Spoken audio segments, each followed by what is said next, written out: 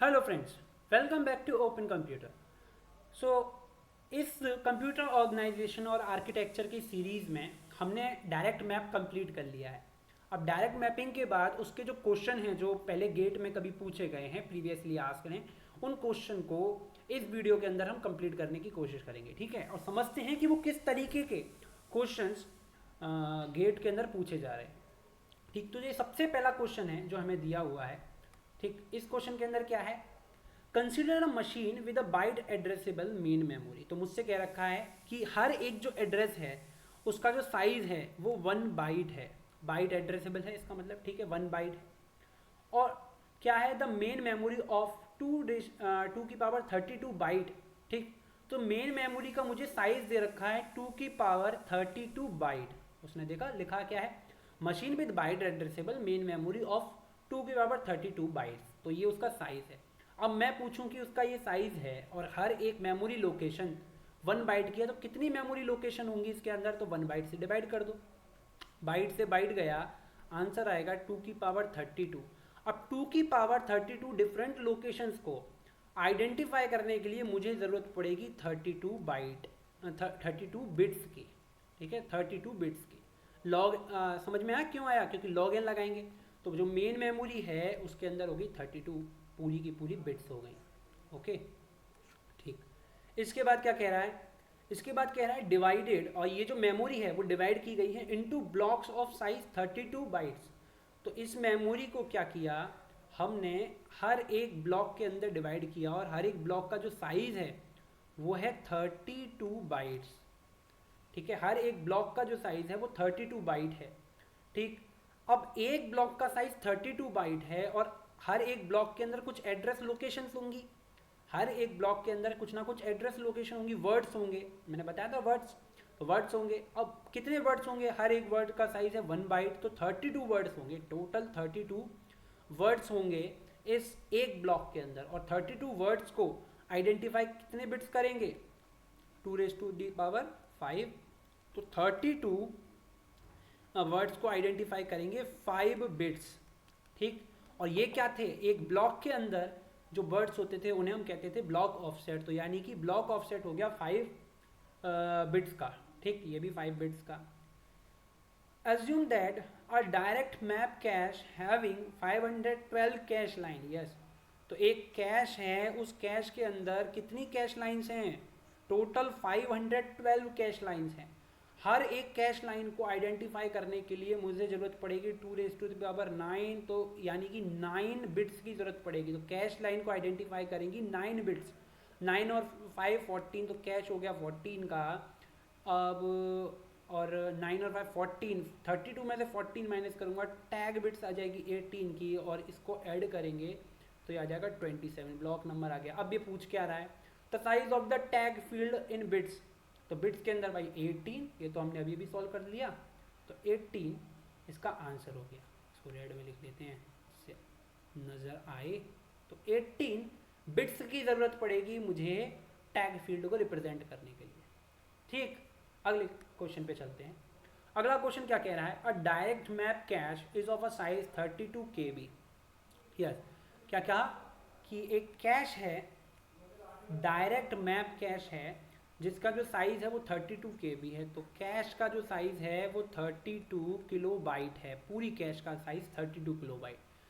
और has a block of size 32 bytes. तो हर एक ब्लॉक का जो साइज है वो है 32 बाइट्स का। तो मैं पूछूं कि पूरी कैश का जो साइज़ है वो 32 KB है और हर एक ब्लॉक का जो साइज़ है वो 32 बाइट है, तो कितने ब्लॉक्स होंगे, बाइट से बाइट गया, इससे ये गया, और आएगा 2 की पावर 10, क्योंकि किलो को हम क्या लिख सकते हैं, 1 किलो आया ना, इसको 2 की पावर 10 लिख सकते हैं।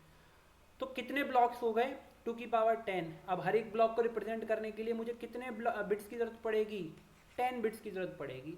और ये ब्लॉक ही क्या है, ये ब्लॉक ही तो कैश लाइन है। एक कैश के अंदर जो ब्लॉक्स होते हैं, जो हम इक्वल पार्टीशन होते हैं, जिन्हें हम ब्लॉक कह रहे हैं, इसी को तो हम कैश लाइन कहते हैं। तो इसको 10 बिट की ज़रूरत पड़ेगी। अच्छा, और कैश का साइज़ कितना था, 32 KB। कैश का साइज़ था 32, यानी कि 32 का मतलब 2 to the power 5, और किलो का मतलब 2 की पावर 10, तो यानी कि 2 की पावर 15 बाइट्स।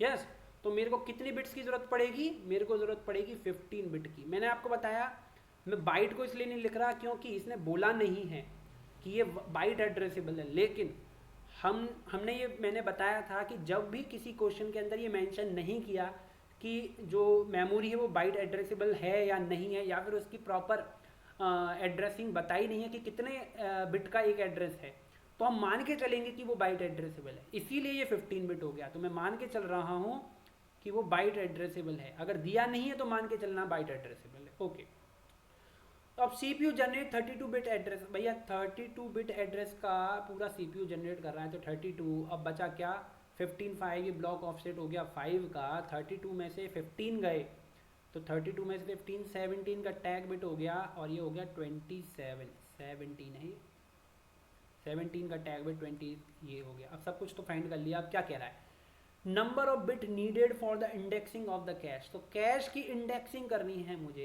कैश की मुझे इंडेक्सिंग करनी है, तो कितने बिट की ज़रूरत पड़ेगी भाई। अब कैश की इंडेक्सिंग, कभी कभी ये क्वेश्चन थोड़ा सा कंफ्यूजिंग हो जाता है कि इंडेक्सिंग का मतलब क्या है। कैश की इंडेक्सिंग, कैश के अंदर जो इंडेक्स होते हैं वही होते हैं कैश लाइन। हर एक कैश लाइन को मुझे एक यूनिक नंबर से डिफाइन करना है, तो भाई कैश लाइन को तो मैंने बता ही दिया है कि 10 बिट्स की ज़रूरत पड़ेगी, है ना, क्योंकि 2 की पावर 10 कैश लाइंस हैं। ठीक, तो ये समझ में आ गया होगा कैसे किया। इसके बाद समझते हैं अगला क्वेश्चन। अब ये अगला क्वेश्चन थोड़ा सा डिफरेंट है, थोड़ा ही डिफरेंट है, ज़्यादा कोई अंतर नहीं है। क्या पूछ रहा है, consider a machine with a byte addressable main memory of 2 की पावर 20 बाइट्स। तो जो मेन मेमोरी का साइज, मेन मेमोरी का जो बाइट साइज दिया है वो है 2 की पावर 20, 2 की पावर 20 बाइट्स। तो हर, और ये बाइट एड्रेसेबल भी बोल दिया है, बाइट एड्रेसेबल है यानी कि हर एक 2 की पावर 20 लोकेशंस होंगी इसके अंदर, 2 की पावर 20, और हर एक लोकेशन को डिफाइन करने के लिए मुझे 20 बिट की ज़रूरत पड़ेगी, 20 बिट्स की ज़रूरत पड़ेगी, तो 20 बिट्स यहाँ लिख दिया। ओके, उसके बाद क्या कह रहा है, and direct map cash having 2 की पावर 12 कैश लाइन। यस, तो कैश लाइंस कितनी है, 2 की पावर 12 कैश लाइंस हैं, तो 2 की पावर 12 कैश लाइन है, यानी इधर की तरफ आ जाएगा 12। हर एक कैश लाइन को डिफाइन करने के लिए 12 बिट्स की ज़रूरत पड़ेगी। Late the address of the two, और कुछ दे रखा है, हाँ यहाँ पे भी दे रखा है, ब्लॉक साइज।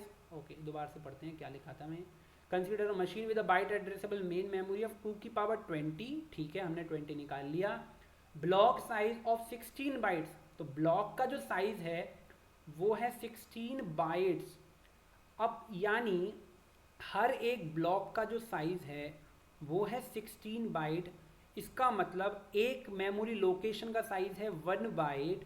तो कितनी, एक ब्लॉक के अंदर कितने मेमोरी लोकेशंस होंगे, एक ब्लॉक के अंदर 16 लोकेशंस होंगे, और 16 लोकेशंस को आइडेंटिफाई करने के लिए, यूनिकली आइडेंटिफाई करने के लिए मुझे कितने बिट्स की ज़रूरत है, 2 की पावर 4 इक्वल्स टू 16, यानी कि 4 बिट्स की ज़रूरत है। तो 4 बिट जो चले जाएंगे वो ब्लॉक ऑफसेट के लिए चले गए। ठीक, let the address of the 2 consecutive byte in the main memory. अच्छा, 2 consecutive byte in main memory का एड्रेस हमें दे रखा है, ठीक है। उसके बाद पूछ क्या रहा है, व्हाट आर द टैग, तो tag and cache line in hexadecimal. Yes, अच्छा ठीक है, ओके, हेक्साडेसिमल में पूछ रहा है फॉर द मेमोरी एड्रेस। अब अच्छा, तो ये हो गया, ये 16 हो गया, 20 पूरा था, तो ये टैग भी 4 का हो गया, और ये आपका 16 का हो गया। ठीक, जितनी बात हमें समझ में आई। अब क्या कह रहा है, टैग क्या है, तो टैग सबसे पहला नंबर हमको टैग होना चाहिए, और उसके बाद पूछ रहा है, और हमें एड्रेस क्या दे रखा है, एड्रेस दे रखा है E201F। देखो, हर एक एड्रेस को, हर एक हेक्साडेसिमल नंबर को रिप्रेजेंट करने के लिए मुझे 4 बिट की ज़रूरत पड़ती है। तो जो शुरुआत की जो 4 बिट्स होंगी वो क्या, किसे डिनोट करेंगी, वो टैग को डिनोट करेंगी। और ई क्या है, ई भी तो 4 बिट में ही लिखा जाएगा, 1 1 1 और 0, है ना, यही तो 4 बिट, और शुरुआत की 4 बिट क्या है, टैग के लिए, तो ई हो गया हमारा टैग। अब जिसमें भी ई नहीं दे रहा है उसे काट दो, रेड पेन का इस्तेमाल करते हैं, तो काट दिया। ठीक, और अब इन दोनों में ये है। उसके बाद क्या है, उसके बाद कह रहा है कि कैश लाइन के एड्रेसेस को डिनोट करने के लिए हमें क्या चाहिए, तो कैश लाइन कितने में आ रहा है, 12 में आ रहा है, तो 4 इसमें आ गई, 4 इसमें आ गई, टोटल होगी 8 और अभी एक और बाकी 4 इसमें आ जाएंगी, तो 4 4 4, तो और ये क्या था 201, तो 201 और ई, ये वाला आंसर हमारा करेक्ट है, ये वाला गलत हो गया। तो ये वाली बात आपको समझ में आई होगी कि किस तरीके के क्वेश्चन है ना। एक और क्वेश्चन जो बचा है आखिरी, उसे और सॉल्व करने की कोशिश करते हैं। इसके अंदर क्या है, ये थोड़ा सा डिफरेंट, मतलब क्वेश्चन डिफरेंट नहीं है लेकिन पूछने का तरीका थोड़ा सा अलग है। पूछने का तरीका क्या कह रहा है कि an 8 kilobyte direct map write back cache is organised. तो 8 किलोबाइट का कैश है, यानी कि कैश का जो साइज है वो है 1 किलोबाइट। क्या इसमें कहीं भी मेंशन किया है कि साइज़ क्या है मेमोरी एड्रेसेस का? कहीं भी मेंशन इसमें नहीं किया है कि साइज़ क्या है, यानी कि हम मान के चलेंगे कि 1 बाइट है। 1 बाइट है तो बाइट से बाइट गया 8 किलो बाइट, यानी कि 2 की पावर 3 मल्टीप्लाई बाय किलो का मतलब 2 की पावर 10, तो 2 की पावर 13 यूनिक एड्रेसेस होंगे इस कैश के अंदर। तो कैश को कितने बिट की ज़रूरत है? 13 बिट की ज़रूरत है। इसके बाद क्या कह रहा है? इसके बाद कह रहा है each of size 32, okay, cache is organise as a multiple blocks. Cache को ऑर्गेनाइज किया गया है कई सारे ब्लॉक्स के अंदर, मल्टीपल ब्लॉक्स के अंदर, और हर एक ब्लॉक का साइज 32 बाइट है। तो हर एक ब्लॉक का साइज 32 बाइट है, तो यानी कि एक ब्लॉक के अंदर 32 एड्रेसेस होंगे, और 32 एड्रेसेस को रिप्रेजेंट करने के लिए मुझे चाहिए 5 बिट की ज़रूरत। तो ब्लॉक ऑफसेट हो गया 5, इसकी बात करें तो ये हो गया 8, ठीक। और क्या कह रहा है? The processor generate 32 bit address. Processor 32 bit का एड्रेस जनरेट कर रहा है, तो पूरा एड्रेस 32 का जनरेट कर रहा है। अब टैग कितना हो गया भाई? तो 32 में से 13 माइनस करेंगे तो 19 का टैग हो गया, ओके। उसके बाद क्या कह रहा है? उसके बाद कह रहा है the cash controller maintain the tag information, ठीक है। एक कैश कोई कंट्रोलर है, डिवाइस है, जो कि इनकी टैग की जो इन्फॉर्मेशन है वो स्टोर करता है, सिर्फ टैग की इन्फॉर्मेशन स्टोर करता है। ईच कैश ब्लॉक, और हर एक कैश ब्लॉक के लिए कंप्रोमाइज ऑफ द फॉलोइंग। अब उस कैश ब्लॉक के साथ क्या है? एक वैलिड बिट है और एक 1 मॉडिफाइड बिट है, ओके। एक तो वैलिड बिट बता रहा है और एक मॉडिफाइड बिट बता रहा है, ठीक। उसका as many bit as a minimum needed to identify the memory block mapped of the cache. What is the total size of the memory needed as the cache controller to store the meta data या about the tags for the cache, ठीक है। देखो, अब एक controller है, उस controller के पास कोई मेमोरी है, जिस मेमोरी में वो हर एक ब्लॉक के लिए क्या करेगा? हर एक ब्लॉक के लिए इंफॉर्मेशन स्टोर करेगा, ठीक है। हर एक ब्लॉक, कैश की जो हर एक ब्लॉक, कौन सा ब्लॉक है? कैश का ब्लॉक। अब कैश के अंदर ब्लॉक का मतलब, कैश ब्लॉक मतलब कैश लाइन्स, सीधी बात।